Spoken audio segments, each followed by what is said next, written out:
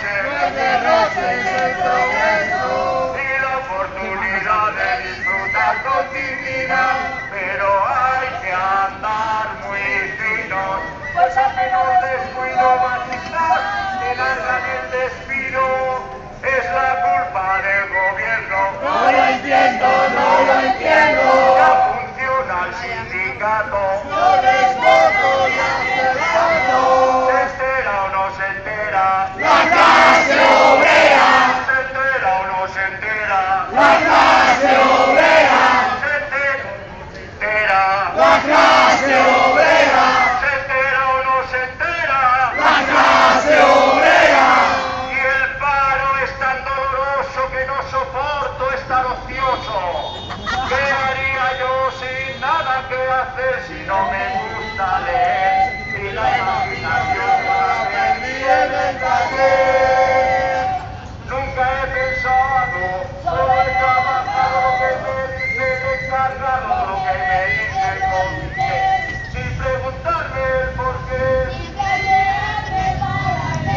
Solo sé que hay que comer lo que me dicta el capataz, lo que me dicta el capital, pues si me echan, ¿qué haré? Y el bienestar, la seguridad, la tranquilidad que resulta de cobrar a fin de mes. ¿Se entera o no se entera? La clase obrera. ¿Se entera o no se entera? La clase obrera.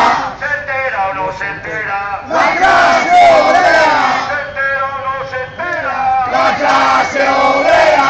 Ahora dice que trabaje el rey. ¡Ey, ey, ey, que trabaje el rey! Que trabaje el rey. ¡Ey, ey, ey, que trabaje el rey! De norte a sur, De este a oeste, la lucha sigue.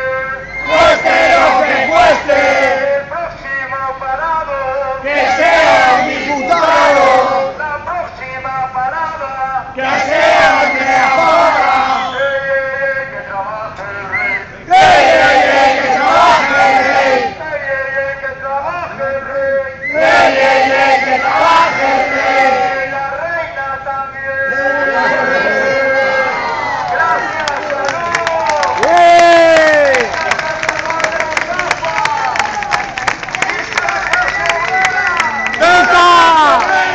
¡Que viva la lucha de la clase obrera!